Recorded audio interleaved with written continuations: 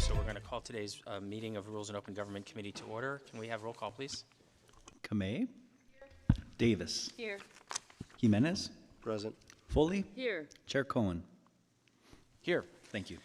All right, we don't have a meeting next week on the 12th, so the first item is to review the agenda for the meeting on Tuesday, November 19th. The meeting is noticed for 9:30 closed session, 1:30 regular session, with no or a recommended cancellation of the evening session. Consent starts on page 5. Continues on pages 6, 7, 8, and ends on 8. And then in section 3, we have 3.3, Tenant Protection Ordinance Audit Report. 3.4, an appointment to the Board for Federated City Employees Retirement System. Section 3.5, amendments to the Microsoft License and Service Agreement. And then we have an item under Transportation, amendment to City Council Policy 6.4, and a status report under Section 8 on 2026 major events. And we have land use items that will be heard during the regular session, land use consent, 2 items, and 1 regular land use item to be heard in the afternoon. Do we have any public comment? Yes, we currently have 17 members of the public who wish to speak. When I call your name, please make your way down to the podium, and you will have 2 minutes to speak.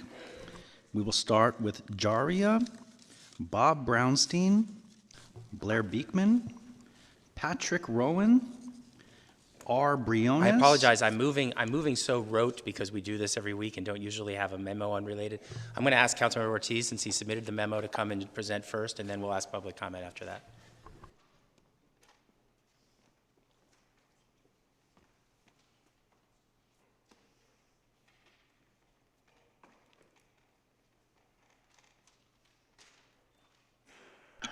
Thank you, Chair Cohen, and to the members of the committee for allowing us to speak on this deferral request.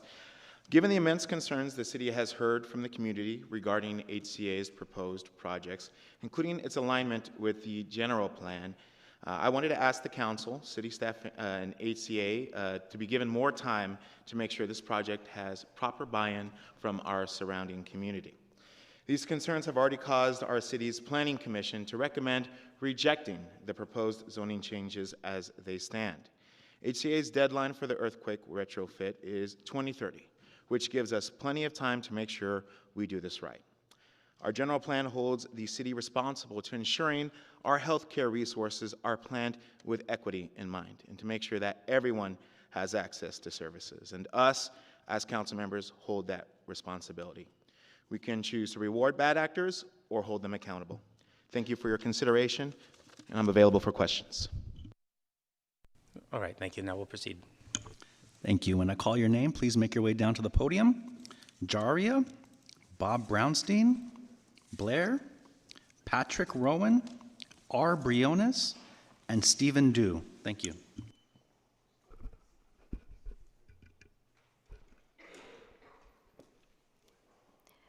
Hello, Chair Cohen and honorable city council members. My name is Jariah Haug, and I'm a lifelong resident of District 4 with Working Partnerships USA and with the Rescue Our Medical Care campaign. Homelessness and mental health care are issues that go hand in hand. HCA Healthcare took away acute psychiatric beds from Good Samaritan Hospital in 2023, and this has contributed to the lack of beds citywide. The city is in the business to help address the homelessness and mental health crisis. Entities that exacerbate these crises should give back to the community and help fix the problems that we are facing. HCA has the reputation of divesting anywhere that isn't profitable, even at the expense of the community and mental health care. And may I mention the recent issues at Regional Medical Center as well. The Rescue Our Medical Care campaign wants to meet with HCA and also city council members. But the last time we made this request with HCA Healthcare, it took the campaign months to get the conversation started. We want HCA Healthcare to reach out, and we want to be at the table to negotiate. It wasn't until the county interviewed that we were able to meet with HCA and restore services at Regional Medical Center. We respectfully ask to please defer this item to give us a chance to be a part of the conversations and negotiate a patient protection fund, a fund that would have community oversight and be used to restore mental health services at Good Samaritan Hospital and prevent any future hospital divestments. The Patient Protection Fund isn't just transactional. This is what we're expecting if we're giving a financially valuable upzoning opportunity to a corporation with this negative reputation in our city. Thank you so much. Thank you. Next speaker.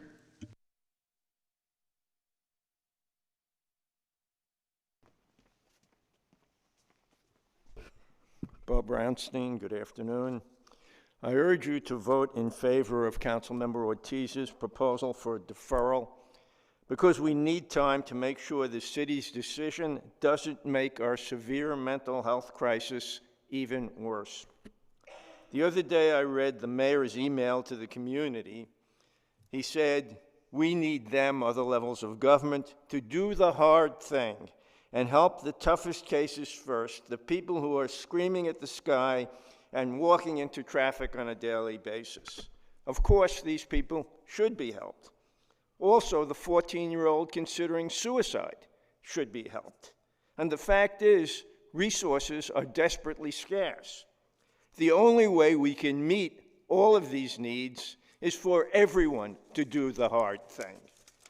If San Jose doesn't require that HCA mitigate the damage that it has done to the residents of San Jose by slashing mental health services, then these priority needs will never be met. So San Jose needs to practice what the mayor is preaching. Do the hard thing, stand up to HCA, and tell them you're giving them time to work out a solution with city staff and the community to restore those mental health services and cease the damage being done to the people of San Jose. Thank you. Thank you. Next speaker.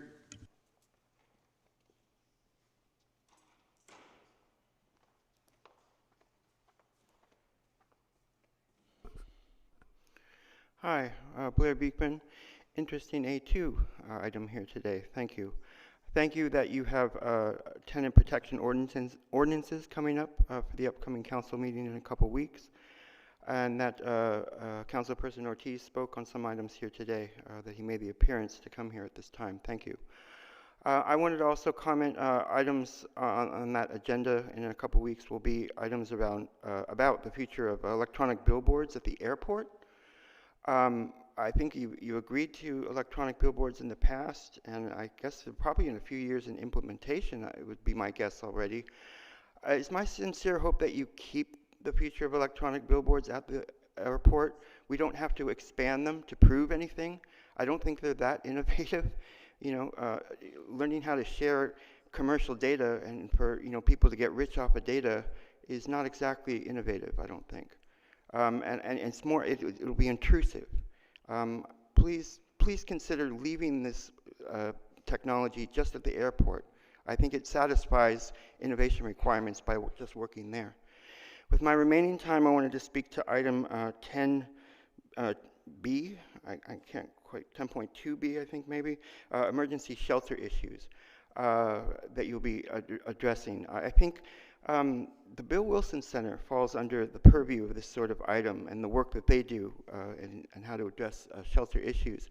It's my sincere hope after a year of a new head of the Bill Wilson Center that taking over from Sparky, who we all really liked a lot, we may need a bit of dialogue between, say, community advocacy, the Bill Wilson Center, City of San Jose, local government, and county government.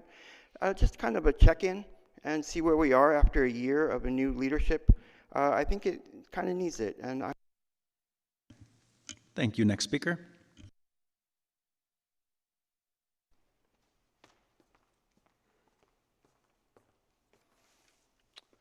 Great, good afternoon. Chair Cohen and members of the Rules Committee, I prepared a statement. My name is Patrick Rohan. I'm the CEO for Good Samaritan Hospital. I appreciate your time today.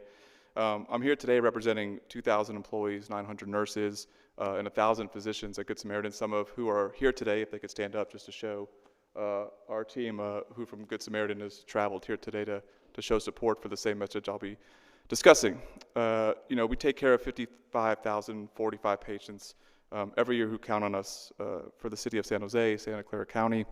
Our plans to rebuild the hospital, expand our facility as we undertake the state-mandated seismic retrofit all California hospitals must comply with by 2030, so we can meet our community's healthcare needs for today and tomorrow. Any further delay on this decision, in effect, would be a denial of our hospital's ability to provide care and services for our patients in the community that depend on us.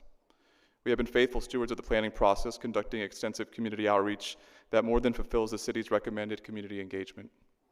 We incorporate that feedback into our plans, from transportation improvements to thoughtfully designed landscaping, and Councilmember Ortiz's call for additional engagement overlooks the substantial outreach already conducted, as well as the urgent need to start the project to keep the hospital open. Let me be very clear, phase 1 of the project alone will take 6 years to complete, which means any deferral threatens the state-mandated seismic timelines and risks the hospital's ability to stay open. Deferring the decision is not just a delay, it effectively ensures that a vital community hospital will close, leaving this area of San Jose without access to acute care. For the well-being of our community, I respectfully ask that you move forward with the project as scheduled. Thank you for your time. Thank you. Next speaker.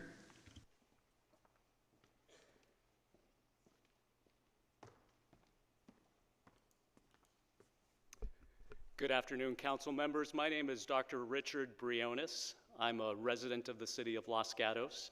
I'm also an anesthesiologist that has been in practice at Good Samaritan Hospital since 2001. I've had the pleasure and honor to care for many individuals in this community and individuals that come from communities outside of our immediate area through transfers that come into our facility. I can attest to the acute need that this hospital serves to the community here, locally, and beyond. The real life decisions that are made day in and day out are very, very important and are resounding to this community, as evidenced by a recent interaction that I had with a neighbor and a friend in this community who had an acute event outside of her home. And there was a fellow friend who was able to intervene and get her to the hospital, to Good Samaritan Hospital, for life-saving treatment. She would not be sitting among us or be among us without that availability of that acute care. And it's for that reason I ask that this body do not delay this. Any delay in this process impacts the potential that we can make to our community day in and day out. So thank you. Thank you. Next speaker. I'd also like to call down the next speakers to prepare to speak.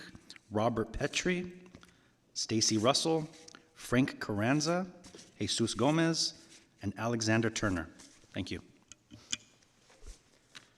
Hello, my name is Stephen Dew. I am a resident of San Jose. I work in San Jose, and I vote in San Jose. And I'm coming to you as a recent patient of Good Samaritan Hospital. I had the unpleasant experience at the beginning of this year to end up with COVID, severe sepsis, pericarditis, myocarditis, and was in the hospital for 2 weeks at Good Sam Hospital. It was taken excellent care of. If it wasn't for Good Sam, either I would not be here or I would not be as healthy as you see me right now. It's very important to me that we have Good Sam now and in the future. And if we delay this, we're not going to be ready to be seismic retrofitted at Good Samaritan Hospital. We won't have a hospital. And personally, I want to make sure that that hospital is there to continue to take care of me in my time of need. That's very important.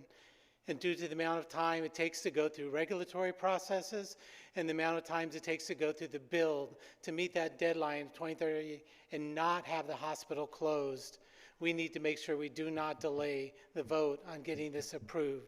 So I strongly encourage you to please, please vote to let the hospital proceed so that it can continue to providing great care to help people like me. Thank you for allowing me to speak. Thank you. Next speaker.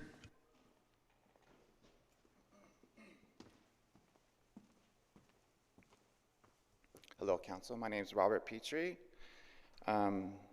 Today I stand here with a great, profound sense of gratitude. I've been a long member of this community for over 50 years. I've lived in Campbell, in Cambrian, for over 30 years, 2 blocks away from the hospital. I've been profoundly touched by the hospital. Both of my kids were born at Good Samaritan Hospital.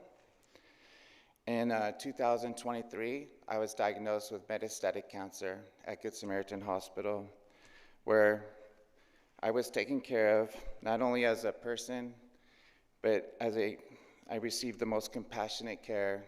And I stand here today, a resilient, professional respiratory therapist and a director of the pulmonary department. I'm asking you with profound deepness that you keep the hospital moving forward with this plan. We take care of patients.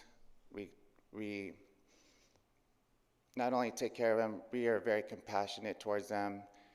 And I see a future of tomorrow with Good Samaritan Hospital. We as patients on the other side of the stethoscope see a difference when you're being taken care of by people with quality and compassion, and that's what Good Samaritan is to me. I've worked at other facilities, from VMC to Stanford to Salinas Valley Memorial, and this is a different place. It's a community hospital where patients are cared for, and it's just a different family culture there that I profoundly ask you to move forward with this plan. As a community member, I can't. Thank you. Next speaker.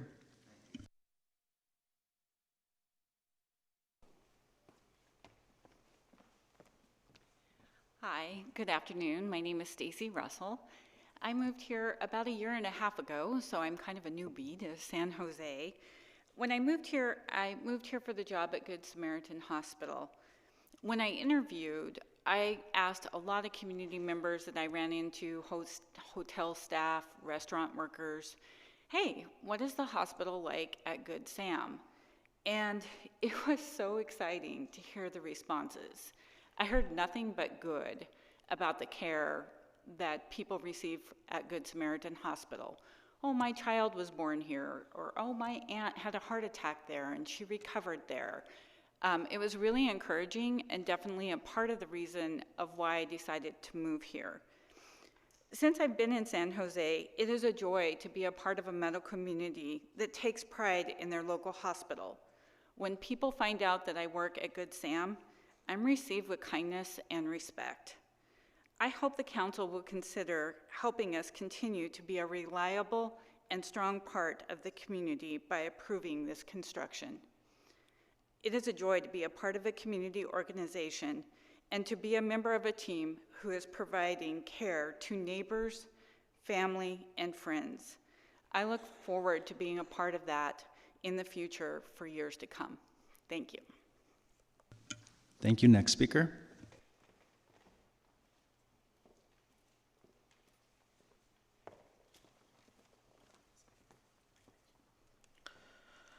Hello, Chairman Cohen and honorable city members. My name is Jesus Gomez, and I'm a resident of District 9 with the Rescue Our Medicare campaign. I am speaking in support today to defer the zoning changes for Good Samaritan Hospital. Deferring this item will provide for the community and HCA Healthcare to negotiate and protect to negotiate a patient protection fund, the community and oversight to restore medical health care services and protect future health care divestment from HCA. HCA took away acute psychiatric beds at Good Samaritans in 2023. The homeless and mental health crisis goes hand in hand. The city needs to support the expansion of medical health services and not reward entities that exacerbate the crisis. HCA has a history of taking away vital services from low-income neighborhoods and communities of color. They have done harm across the city of San Jose over the years, including shuttering San Jose Medical Center in 2004, shutting down the maternity ward at Regional Medical Center, eliminating Good Samaritan's neonatal intensive care unit, and acute care psychiatrist services in 2023. Please support the deferring the item to enable proper conversations with the community members and in-depth staff analysis. I understand people are concerned by the delay, but all it takes is HCA to have a good faith conversation and get it done as quickly as possible, put people before profit. Thank you. Thank you. Next speaker.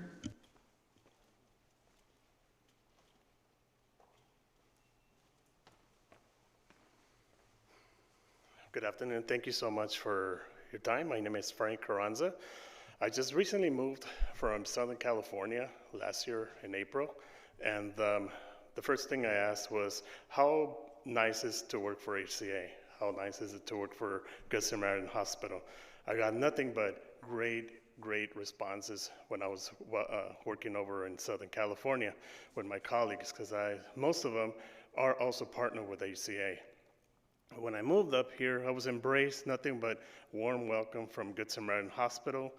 And the key important thing is that my wife was diagnosed with a condition, and Good Samaritan moved right away to take care of her.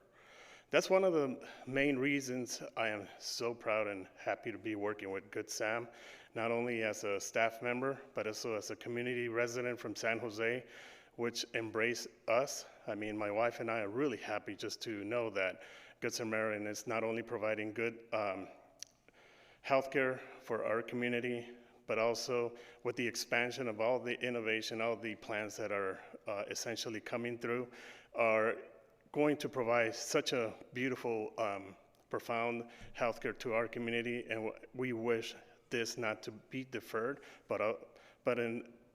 we ask for you to help us, and I appreciate your time.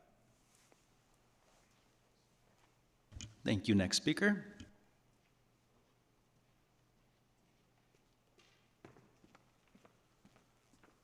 Good afternoon. Thank you for having me. I'm Alex Turner. I'm a new resident here from Las Vegas. Your cost of living here is ridiculous. That's another meeting. Please schedule me for that one. I'm an Air Force veteran. I'm a public health expert and epidemiologist, and I have 20 years of experience. My postgraduate work over the last 15 years has been training me to prepare our country and our communities for the next epidemic and pandemic. And I remember just a few years ago, nurses from hospitals like Good Sam, doctors, clinicians, sleeping in hospitals, faces swollen from the masks that they had to wear all day, the sacrifices that these medical professionals made. Many of them sleeping away from their families to keep the virus away from home. Those are the sacrifices that these professionals made. And the medical capacity of communities correlated directly to the success, to life-saving measures, to lives saved. And I hope we haven't forgotten this so easily. The work that these experts and this facility devoted to the community shouldn't be forgotten. They stepped up when we needed them. And how can we be sitting here just a breath away from the pandemic, trying not to improve capacity and have these heroes here in the community? And I hope we haven't forgotten so easily. A vote to divert the decision is a vote to divert critical medical care, life-saving measures. And I have to acknowledge I'm a little bit biased. My wife and I, we had a stillbirth, and we were in an HCA hospital. Both of our children were born in HCA hospitals. And give me just a second, 3 seconds to breathe here. So I think HCA is a good organization, and in fact, just recently, Good Sam had a reunion for children born in the NICU. I mean, that's the type of work that these heroes do, and I support the facility, and I have 3 seconds back to you. Thank you so much. Thank you. Next speaker. And I'd like to call down the last batch of names in preparation to speak. Sunny, Farah, Jennifer, last name Connolly. I have last name Connolly, Liz Turner, Betsy, and Natalie, please.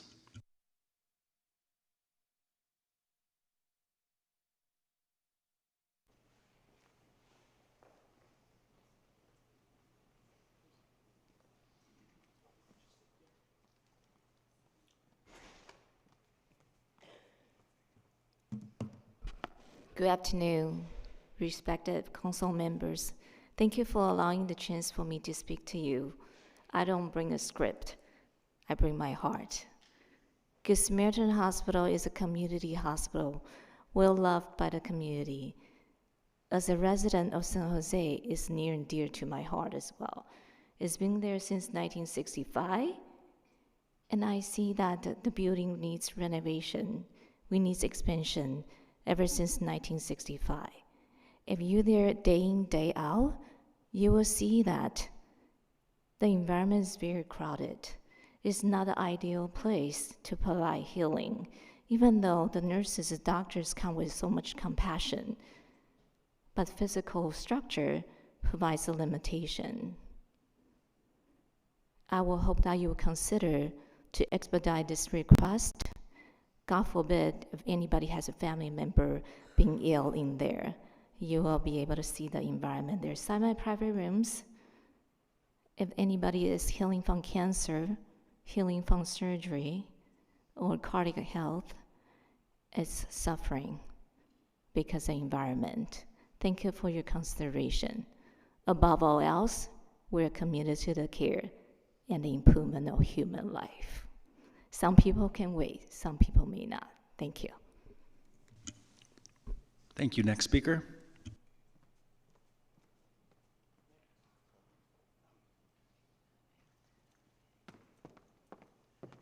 Hi, good afternoon.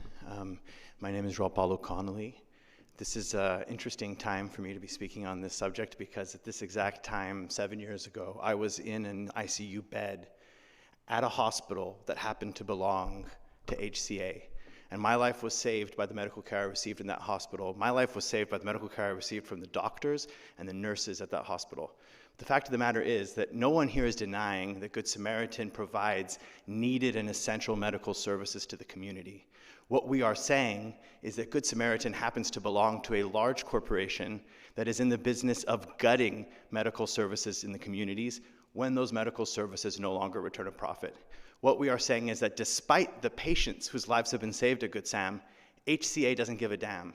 The moment the balance sheet shows that they are no longer returning a profit, they will happily gut services as they have already done, especially in the case of acute beds for psychiatric care.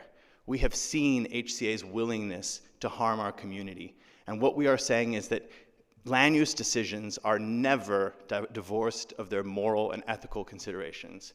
We are saying that this council has a mandate to consider past harms perpetuated by this applicant and to consider what can be done to prevent the communities from suffering future harms. That includes the community surrounding Good Samaritan Hospital. So of course, we care deeply about preserving and protecting and expanding medical care in our community. That's why we're fighting this fight. We're asking for a deferral so there can be a good faith conversation about what do we do when this large national corporation decides that it is no longer profitable to provide a certain medical service at Good Sam. What happens then to the patients, right? We can bring patients here today, and yet those patients don't mean anything to this large corporation that will happily gut services the moment it... Thank you. Next speaker.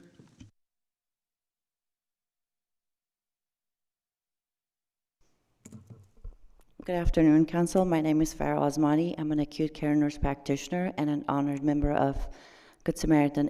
I'm an employee at Good Samaritan Hospital. Good Samaritan is truly a hospital of the community. The staff are as diverse as the community deserve. From the language they speak to the culture they live by, our staff take care of the patients as they were their own family member. My own dad was treated at Good Samaritan Hospital. The nurse took care of him with compassion, care, educated him, where to the point my dad felt comfortable that he was being taken care of. He left Good Samaritan Hospital feeling comfortable that he knew that he was taken care of. I will bring my family member, friends, anyone to Good Samaritan Hospital because they do truly care for their patients, from languages they speak to the cultures that they serve. This hospital has maintained its effort to continue to improve care for the community, response to their need, and not the needs of the other areas. We bring the program and services to the area that rivals research centers. We're the cutting edge of technology and innovation while tailoring its needs to the community we serve. This community is growing every year. We need a hospital that expands its ability to take care of its community. The new hospital being debated is designed to continue and expand to care for a thriving community without limiting access with special insurance or marble floors. A hospital staffed by the community to serve the community. Thank you. Thank you. Next speaker.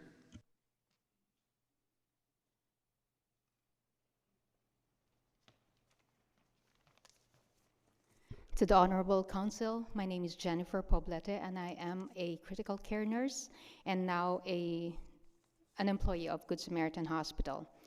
Pivotal to what the community had asked for the accessibility of health care to our communities that we serve and we live in, the accessibility at Good Samaritan Hospital and its expansion is something that I promote. We would like to provide the resources to our community and the hospital and the patients that we serve. This growth comes with a lot of opportunity, not only for the community to be able to be there, but also for the providers of care to be accessible to the community. Over the last 10 months, we have opened our doors to care for patients requiring extensive cardiac medical help. 150 open heart surgeries were provided. Those 150 people could have been you and I or our loved ones. We are there to support that. We care for our patients with integrity, with a lot of compassion, with accountability, with respect, and with excellence. I would like to ask for the council to proceed with our bid to be able to expand our services to the community. Trust that we are committed to excellence, not only in the care that we provide, but for every patient, for every action, and for every opportunity that we have. Thank you. Thank you. Next speaker.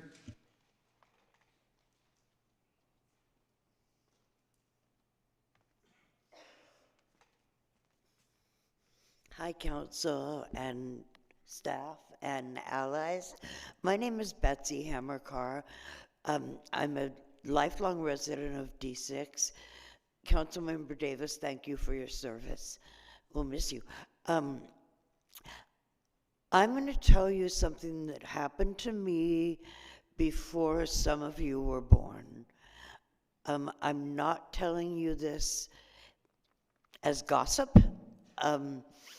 Many of my friends and allies, including people that are in the audience today, don't know this. But a long time ago, I was a young mother. My husband had been killed with a gun. So obviously I was a widow. I was on Medi-Cal.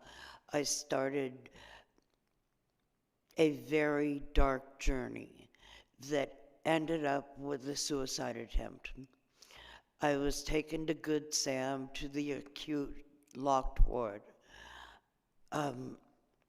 That's no longer there.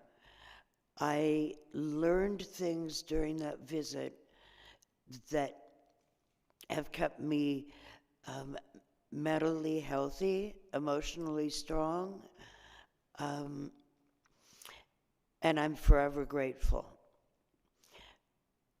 I hope no one repeats, no other young mother has to go through this, but I know better than that, and I know my story is not unique.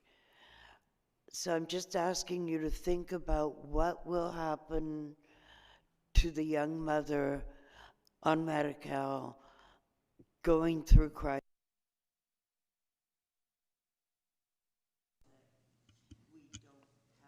Thank you. Next speaker.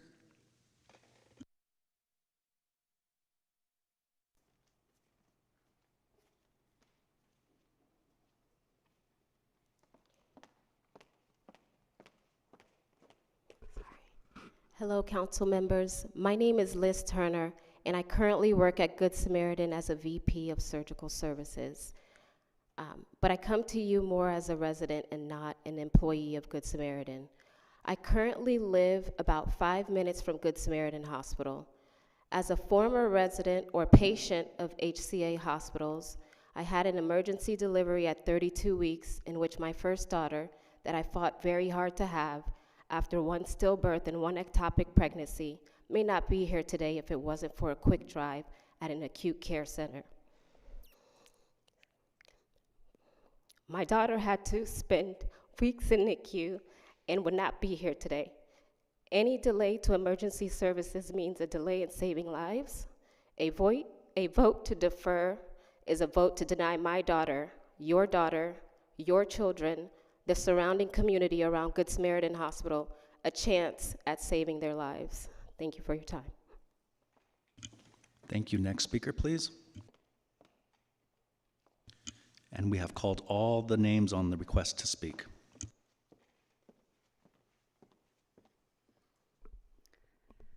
Good afternoon, Chair Cohen and Honorable City Council members. My name is Natalie Carvajal. I'm a resident of District 9, and I'm speaking on behalf of the Rescue Our Medical Care campaign. I urge you to defer the zoning change for Good Samaritan Hospital to give our community and HCA time to negotiate a patient protection fund with community oversight. When my 3-month-old son had an emergency, we were taken to Good Sam. At the time, I was on Medi-Cal, and unfortunately, the hospital refused my insurance. Through back and forth for months and knowing very well how to navigate systems, unfortunately, I had to pay out of pocket. So this experience showed me how critical it is to hold HCA accountable for their actions. HCA has a history of removing vital services from underserved communities, like closing Regional Medical Center's maternity ward. These cuts disproportionately affect low-income families and communities of color in San Jose that all deserve access to high-quality care. As a leader for Latina Coalition of Silicon Valley, I urge you to stand with us in demanding healthcare and economic justice. Deferring the zoning change is a necessary step to protect our community's health and well-being in all of San Jose. Thank you. Back to the committee. All right, thank you. I want to thank all the members of the public that came out today to talk about their experiences with HCA and their feelings on this agenda item. We've got a few hands up. We'll start with Councilmember Foley. Thank you. First, I want to thank all of the members of the public who were here to share their stories and their very personal experiences with Good Samaritan. I'll share one of mine. My daughter was born at Good Samaritan. My mother-in-law took her final breath at Good Samaritan. So I have a lot of history and good and negative experiences at Good Sam. You lose your mother-in-law. That's not a positive thing. But they did take good care of her, and I'm grateful for the care that she had at Good Sam. Good Samaritan is one of the largest employers in District 9, and it will be in the construction phase as well. I appreciate the desire from Councilmember Ortiz outlined in his memo to ensure that there is sufficient community outreach and consideration for this project. However, I'm a little bothered by the implication that my office, in coordination with city staff and Good Samaritan, have not done our due diligence on community outreach and engagement. I represent District 9, where Good Samaritan is, so I know this hospital well, as I just articulated. It's one of the largest employers in my district, and my residents depend on this hospital for their critical healthcare needs.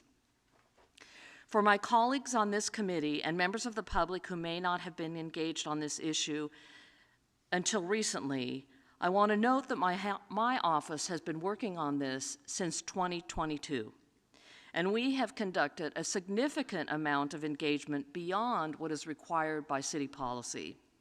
I want to just articulate a little bit of what that engagement has been. On September 20th, 2022, we hosted a focus group with nearby community leaders. The following week, we hosted a follow-up community meeting where we invited all nearby residents. And frankly, We reached out to everybody in our community. We have a substantial database, and we had little activity except for those people who were thrilled to see the possibility of the hospital to be new and improved. In fact, the residents who live nearby are very excited about it. On June 15th, 2023, the planning staff hosted an environmental scoping meeting, which I also attended. I always attend all the community meetings along with my staff. On July 19th, 2024, a draft environmental impact report was circulated, allowing the public to comment on environmental issues related to this project. Our local District 9 neighborhood groups have shared information about the project through their emails and communication channels.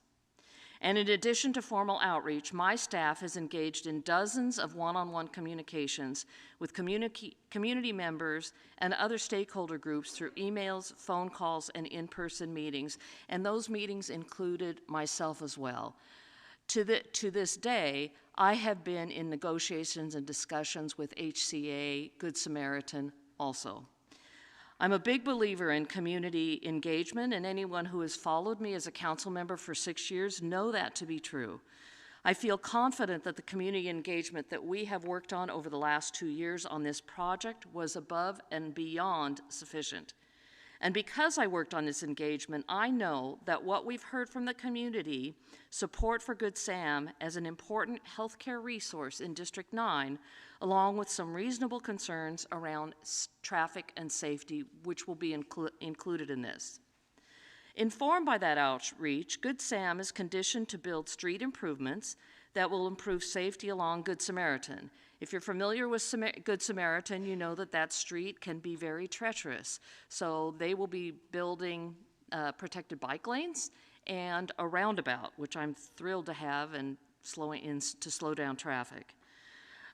It'll have a street with a lot of safety concerns, and as Vision Zero chairman, I am very concerned about those road improvements as well. Additionally, I and my staff are in productive discussions with Good Sam and HCA for increased community benefits. I say all of this to show you that we've done a robust community outreach process and incorporated that feedback into the project. I've been personally involved in the community outreach related to this project, and I do not see how adding an additional month will improve our understanding of the local community's thoughts on this project. Councilmember Ortiz's memo also notes concerns about general plan conformance due to the vote that occurred at the Planning Commission. I want to make it clear for my colleagues and members of the public that our expert staff in the planning, building, and code enforcement, and they're here in case any of my colleagues have any questions, have made an unequivocal determination that this project does conform with the general plan. I do not understand how an additional month is going to resolve any question regarding the general plan. Lastly, I want to note something related to timing that I think was missing from the Planning Commission discussion and is a critical factor that we need to consider for this deferral. This rezoning is to facilitate the build-out of a new hospital that is seismically safe to meet a 2030 deadline established by the state. And I will also mention that I lost my house in the last earthquake, and we never know when that earthquake is going to occur. And had my house been seismically retrofitted, I wouldn't have lost my house. Luckily, I didn't lose my husband, who was in the house at the time. I know that the CEO of Good Sam is here, but he's already articulated why this timing is important. So to summarize, we are looking at Good Samaritan, a critical healthcare facility, closing if timelines are not met. I'll end this by asking the question I always ask when a deferral request comes through: what will be different in a month? Because I truly don't see how a deferral has any impact on a general plan conformance, and I don't see any plans for additional community engagement, which I would be aware of as the local council member. What I do see is the potential to endanger a critical piece of healthcare infrastructure through a deferral. With that, I move the November 19th City Council agenda as is, exclusive of the memo from Councilmember Ortiz, and implore my colleagues to support my motion. Thank you so much. Councilmember Davis. Thank you. Mr. Rohan, is it? Can you come down? I have some questions.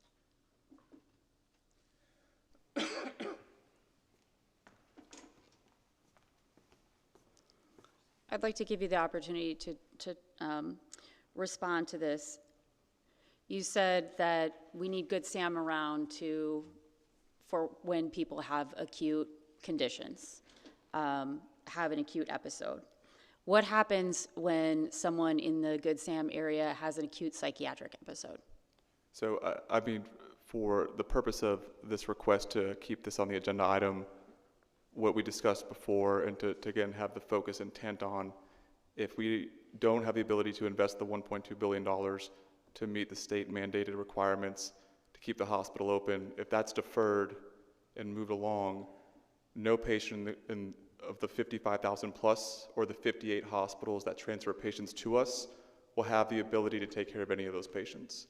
So my ask is to allow us to continue the state mandated requirements to build the hospital that is required of us to do, and to have the ability to take care of those thousands and thousands of patients each day. Okay, I'm going to ask you the question again because I just want to be clear. If this goes forward today, instead of getting deferred for a month, I'm going to be asking you this exact same question when it comes forward. What happens right now when someone's in the Good Sam area and has an acute psychiatric episode? So we continue to invest in behavioral health services. I will say today we've had a growing IOP and PHP program of a daily census of 24 patients. Can you say what that is? And what we're doing over the next year is ensuring that grows to 80 patients as opposed to an 18-bed unit. So when we have the ability to invest in resource into the mental health needs of our community, we're doing it. My brother has bipolar disorders. I deal with this daily, and he also goes to PHP and IOP programs. So I assure you that the behavioral health programs we have are running, they're growing, and will continue to be invested in. So that's what we're going to do for our community, along with investing $1.2 billion to ensure we keep our hospital open and don't close doors January 1st, 2030. So you again have not answered my question. What happens if someone in the Good Sam service area has an acute psychiatric episode? So I'm going to refocus us to today's meeting. Again, and what this agenda item is to ensure that the land use requirements that we are asked to do are not deferred. And I believe the meeting here today is to ensure that we ensure that that deferral does not happen, to again allow the hospital to maintain open operations to this specific meeting, and what the specific meeting is for the next city council hearing. Okay, so I'm just going to assume that the answer is they don't go to Good Sam because there are no psychiatric beds there at Good Sam. That's not my response, just for the record. Clear, but you wouldn't answer the question directly. So I'm just going to make that assumption because there are no more psychiatric beds and there's not a locked psychiatric facility there. For anyone watching in the public, our county needs 1,000 more psychiatric beds, and we needed 950, 970 before you closed them. Before you closed the beds that you had. So you aren't helping expand a very needed service that our community needs. Just to be clear, I have one more question for you. Does Good Sam accept Medi-Cal? We are expanding behavioral health services, to reiterate and be clear, and are growing that census for our community need. And we don't turn away any patient for payer resources. We take care of all patients. We had $126 million of uncompensated care last year alone. So we don't turn away patients based on insurance. And again, that is available numbers to everyone. I understand that. That's because there's a federal law that you can't turn away patients. However, do you accept Medi-Cal?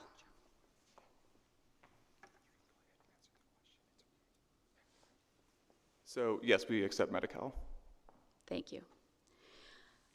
I am not going to support the motion. I want to be clear to HCA, and I want to be clear to you that I'm not just in favor of preserving, protecting, and expanding medical services. I think you need to restore medical services, particularly the very dire mental health needs that we have in this county and in this community. I think it's atrocious that you closed your psychiatric facilities, and you have the opportunity. You're building a new facility. You have the opportunity to reopen that and expand those beds. And so I'm not in favor of that. I think that you need to meet with NAMI. I know that you had a meeting in the summer, I believe, with a few people, and I think Councilmember Ortiz was at that meeting. And my understanding of that meeting is that whether it was you or other executives, that the message was either implicit or explicit that you don't feel accountable to this community. Well, you are part of this community, and the only way that we can make you accountable, from my perspective, to this community is by bringing these items up, bringing these issues up when you come before us. You have come before us, and I am not going to support this. I would support a deferral if you talk to NAMI in that time, and if you take a sincere look at being part of this community and having the psychiatric facility that we need so desperately. All right. Thank you so much we'll let save time to decide any questions for you. Thank you. On to Vice Mayor Kamei. Thank you. First of all, I want to say that I understand that this is a land use issue, and it's in regard to the seismic retrofit and upgrades. But I want to get clarity, and I don't know if maybe it's Patrick. When we had a conversation earlier, you mentioned that the construction would be about 5.8 years, so not quite 6 years. Is that correct? Yeah, I just want to make sure that my information is correct. So yes, the estimate was 5.8 to 6 years for total construction of opening the doors of the replacement hospital. Is that just for the phase 1 part? So phase 1, correct, phase 1 is inclusive of garage, the power plant, and the hospital. All those need to be constructed in sequential order to be able to open, correct? Yeah, so if you have to have it ready by January 1st of 2030, you're already behind? Correct. Okay, so that's something that it's you. It's not, any delays or anything. So I just want to point that out. Okay, thank you. Anything else? No. Was that a question? Sorry. Thank you. Okay. Thank you. And so, I think that I want to say that one of my children was born at Good Sam, so I do have experience in terms of what a good asset and good hospital it is. So I had a very good experience, and I know that there are many in the community who have had good experiences. But I want to say that there is a value to hearing people's concerns. I know that a lot of different items came up at the Planning Commission, and I do respect my colleagues' outreach into the community, because I know that Pam is very thorough in terms of all that she does in terms of trying to get community benefits and all of that. But somehow, given what's happened, there is something missing. So I think that I believe that Good Samaritan is a good neighbor and can be and will try to do more to have a conversation. So perhaps many may misunderstand your project, and to me there is value in providing the time necessary to be able to do that, right? The fact that your project is already behind is really on you no matter what. But I think that having community support on many levels is very, very helpful, and I know that Good Samaritan, as I said, would like to be a good partner. So I, too, respectfully will not be supporting the motion because I think that it's always better to hear from the community and the concerns so that we can continue to be good partners. It is not in any way to either stop the project or put a wrench in there or anything like that. It is really to stop and listen, to have that conversation. Thank you. Thank you. Councilmember Jimenez, I see your hand just went up. Yeah, I just wanted to express that I think a lot's been said. I agree with much of what Councilmember Davis was highlighting and talking about, but for me, that's even more of a reason to bring it forward to the full council for a full discussion, which you're going to see many more people up here to, I'm sure, which are going to touch on some of those things, same things. And so I'm looking forward to that discussion. Certainly been working with Councilmember Foley for many years, and I know she's very thorough, and so I have confidence that all the outreach she outlined was very inclusive, and anyone could have participated in that. And I'm also sensitive to the fact that not too long ago, my district approved, and District 10 approved same type of project, I think a little bit smaller at Kaiser, and so I think it behooves me to be consistent in some of these decisions, and so I will be supporting bringing it forward to the full council, where I think a lot of this can be aired, and I really do hope that HCA continues to, in this week or so, continues to be open to having dialogue both with Councilmember Foley, additionally to some of the folks that are up here, right, including Councilmember Ortiz and anyone else interested in making sure that you are providing as much as you can as it relates to the services that benefit the community. So. Thank you. I'm going to weigh in a little bit on this too, and it was an interesting conversation. I have a really articulate group of colleagues here on this dais with me that gives us a lot to think about as we have these conversations. I'm going to ask a couple of questions. I think I'm going to ask again one more question of HCA. Can you just describe your timeline a little bit? I mean, you've talked about a 1-month deferral, and just talk about exactly what your plan is, assuming that it's approved on the 19th, and how that timeline is affected by 4 weeks of a later approval. Sure. So I think it was mentioned, obviously, our estimates are already putting us past the 2030 date, so we're trying to move forward as quick as possible to catch up time and condense a construction schedule, what we talk about in that world. The first part of the project, which would be next year, is our garage. We need to build about 8-story garage because the new hospital is going on surface parking. So that project can go anywhere from about 12 to 14 months, and then after that is built, there is a central power plant that needs to be built to power the new hospital of that size and power that it draws. So that takes about another 12 to 14 months, and then the full hospital build is the remaining timeline of that 6-year total. So due to that sequential ordering to allow for parking to exist for our current hospital while we build a new one is what is entailed in that 6-year timeline. Okay, thank you so much. You're welcome. And I don't know who this question is for necessarily, but let's assume, I mean, obviously this won't be for you. There's a request for further conversation, and I understand that there's always benefit to other groups becoming part of the conversation. Maybe it's for my colleague, maybe it's for city staff. What would be a process by which there would be a facilitated conversation if this were to be delayed further? On the converse side, we have 2 weeks until that meeting happens. Is there the possibility of a conversation before that meeting so we don't have to delay the timeline of the approval?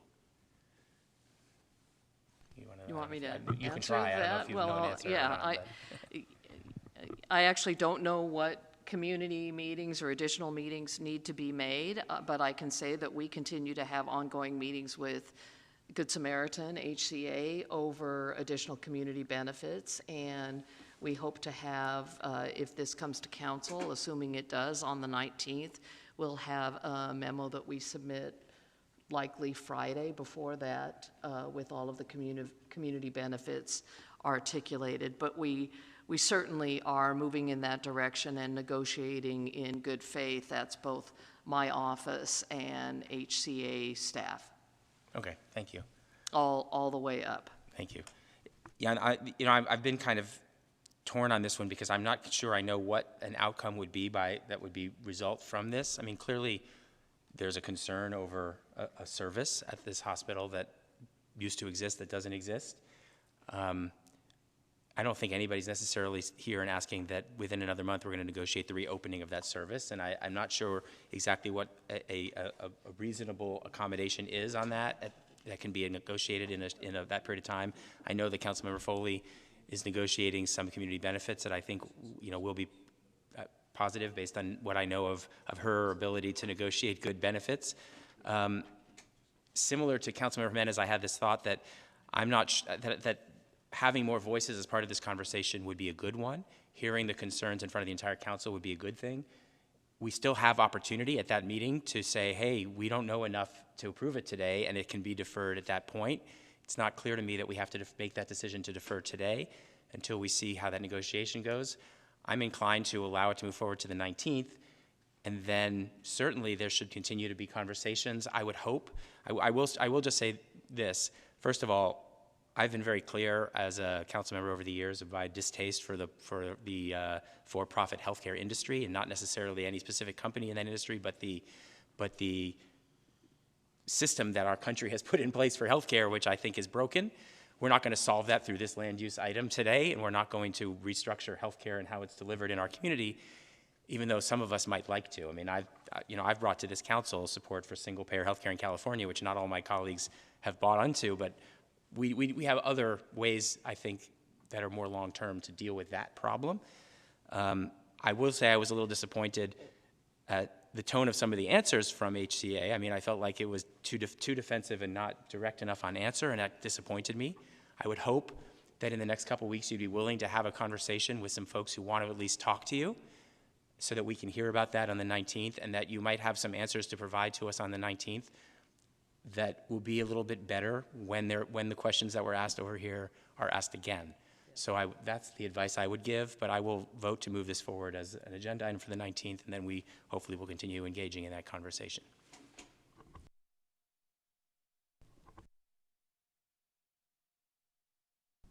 All right, so that motion carries 3-2, and the agenda for the 19th is approved. Thank you all for being here. We have one more on the agenda. We have our consent calendar. I know there is a request to pull one of our items from, there are 7 items on consent. There's a request to pull one of the items, so I'll turn this over to Vice Mayor Kamei. Thank you so much. I would like to pull item B3, the Code Enforcement Operations Study Session. The mayor's office is, the mayor is not going to be available, and I would like for consideration of it being deferred to January when we have a full new council together, and then that way they could get all of the information regarding code enforcement operations. Do you want to make a motion? Oh, so I would move that. So you want to, so let me first specify, are you asking for a specific deferral date or just a general, and we'll come back with a date later? I think there was a discussion of January 21st. Is that the date that you were is referring? correct. Okay, that so is correct. And your motion, will you include the entire consent calendar along with moving this to January 21st? I will move the entire consent calendar with item B3 being deferred to January 21st. Second. All right, we have a motion and a second. Do we have any public comment? We have one request to speak. Blair, please make your way to the podium.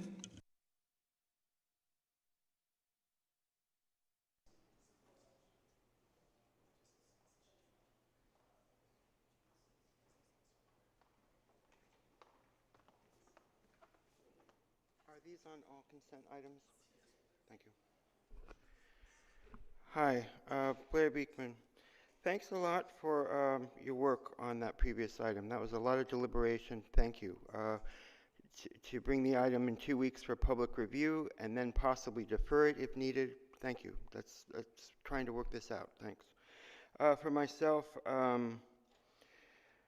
for me, what was important, item 4, the monthly audit report and activities for October 2024 from the city auditor. I think this is a great item that it gives a long list of just what city projects are going on and what the auditor is working on. And it makes a nice referral to look over and review and see what we're doing as a city. So thank you. You're working on police overtime issues. In this year of budget questions for a lot of cities, San Jose is doing a really nice thing with this police overtime issues. Thank you. The city of Berkeley, they just came out with their own police reporting on best police practices. how to move forward with actual police practices in these budget times that may be of interest to yourselves, and that I think these items of working towards police overtime issues to address them, it's a good tandem combination to consider. And it's just nice, and being from San Diego these days, to report things that you guys do sometimes. That's real nice. It's just nice to do, and this could be one of them. It's nice to pass back and forth what's going on in different cities. So thanks a lot. I got 13 seconds. Let me see if there's anything else here. Oh, it's dumpster day issues. Thanks for your there's dumpster day stuff. Thanks. This is where everyday community and unhoused can be together on a Saturday. Good luck and come around. All right, Back to thank the you. committee. Oh, is there more? Oh, no more. Okay, thank you. We're on to a vote. Oh, and just to clarify, the agenda, the motion is to accept the consent calendar while changing the date on item B3 to January 21st. And that motion carries 5-0. All right, we're on to open forum. All right, do we have any speakers? Yes, Blair, please make your way to the podium. Hi, thank you. Yeah, dumpster days, it's been a great experience. That's something to share with other cities. You've been a great example for, I think. Thank you. Bringing all parts of a neighborhood together. Yeah, and good luck with bringing all different advocacy together around possibly Bill Wilson Center issues. I think that could be a really good idea. Just for good conversation. It seems time to just have a good conversation between different entities around unhoused issues in Bill Wilson Center. I wanted to comment on just the recent election. I'm really incredibly, massively disappointed and hurt, and I had felt that we were going to be moving past and moving into an era of just better reasoning to solve our issues.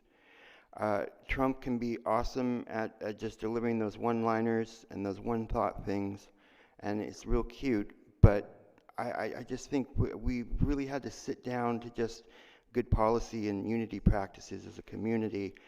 I'm not understanding why our country isn't getting that, and I don't know what they're serving. There's ideas of peace around the world that Democrats may lack a bit on how to do that better.